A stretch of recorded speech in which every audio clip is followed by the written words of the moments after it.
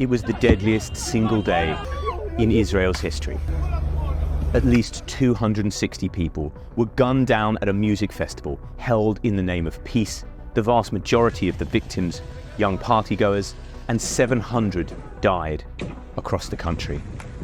Their Hamas killers came from the sky in paragliders and stormed across the border from Gaza on motorbikes and in trucks, before unleashing a deadly hail of bullets. One young German woman's naked and desecrated corpse was paraded for the cameras by celebrating terrorists and spat on by bystanders. 130 people, including many from the festival, were taken back to Gaza alive to be bartered for Palestinians currently held in Israeli prisons. In total, more than 2,000 people were wounded in the largest surprise attack on Israel since Yom Kippur, almost 50 years ago to the day. This is how Hamas appears to have completely outmaneuvered Israel's legendary security services to unleash slaughter on a day that's being called the country's 9/11.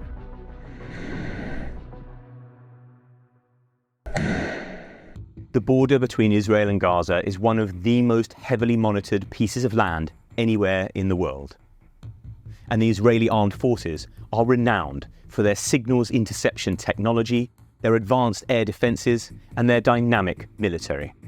But on Saturday, somehow up to 1,000 Islamist fighters, led by Hamas, were able to cut holes in the fence separating Gaza from Israel using explosives and bulldozers and stream through on motorbikes and pickup trucks.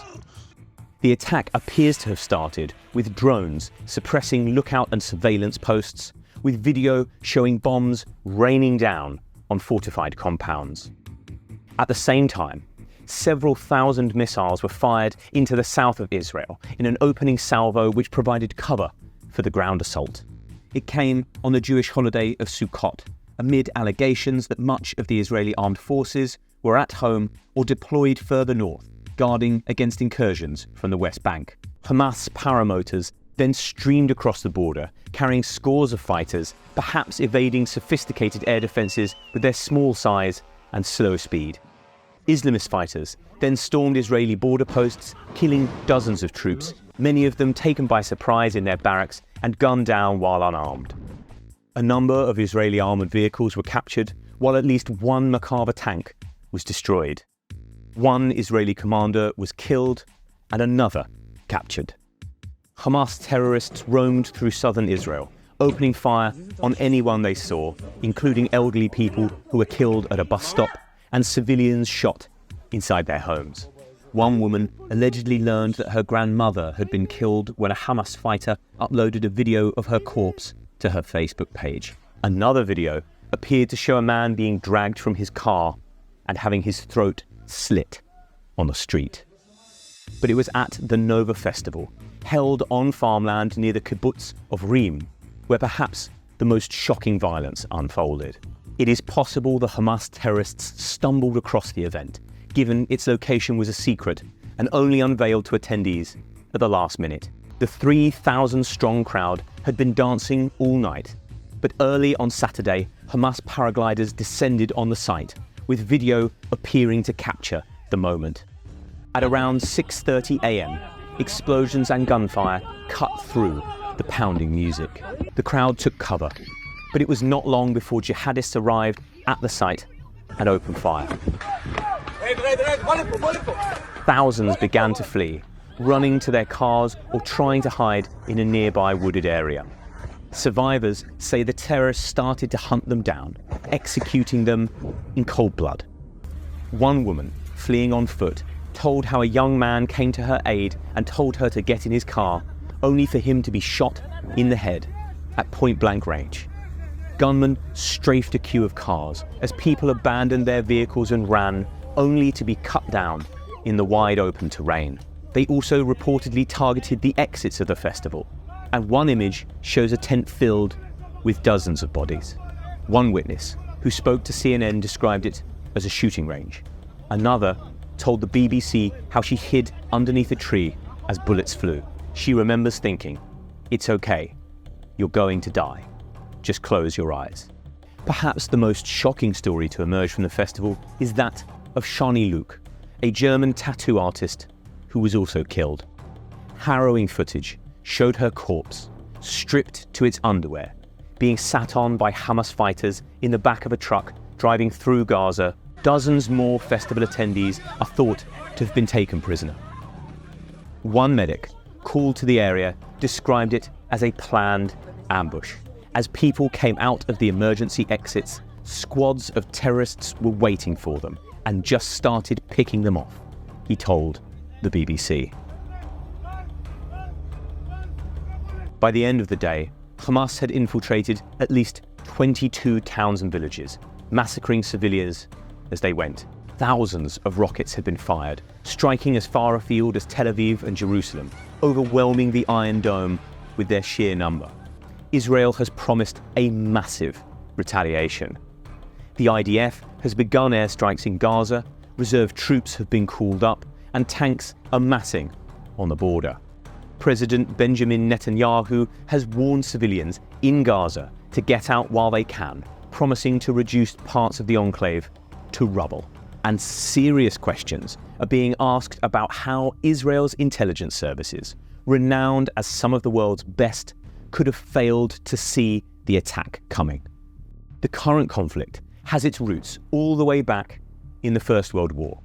The British, hoping to secure support for their fight against the Turkish, agreed to facilitate, in their words, the establishment in Palestine of a national home for the Jewish people. There was some Jewish migration to the region around this time, but it was not until the end of the Second World War that the idea really caught traction in the wake of the Holocaust. In 1947, the UN adopted a resolution partitioning what was then the British Mandate of Palestine into two states, one Jewish, one Arab. The Jewish agreed to the partition. The Arabs and neighbouring Arab states did not, sparking the First War.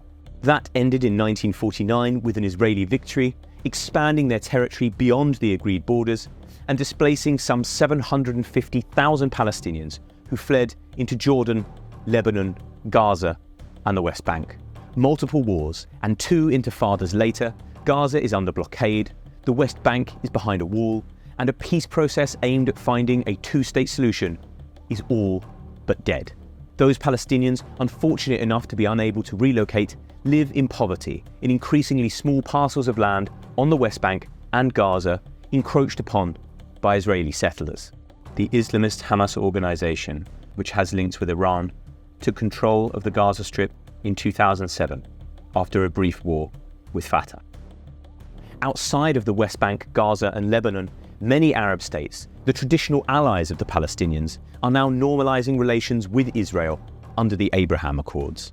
The UAE and Bahrain did so in 2020, while US-brokered talks were thought to be going on with Saudi Arabia. One of the most likely motives for Hamas's deadly attack is to stop these talks, betting that Riyadh would find it impossible to do a deal while a war was ongoing. Stopping the talks also benefits Iran, Saudi's nemesis, by keeping the two US allies divided. According to the Wall Street Journal, the Iranians spent weeks helping Hamas plan the attack and gave the green light for it to go ahead a week ago at a meeting in Beirut. Israel has vowed to respond with all its military might and has already begun launching deadly airstrikes into Gaza. A far bloodier ground invasion to wipe out Hamas seems to be looming. Should fighting break out, it could well drag in Hezbollah, another Iranian-backed militia which controls parts of neighbouring Lebanon, and Iranian proxies in Syria. That raises the prospect of a far more dangerous and wider regional conflict. Any prospect of improved relations between Israel and Saudi Arabia is probably dead. Netanyahu has told his people to brace for a long period of war.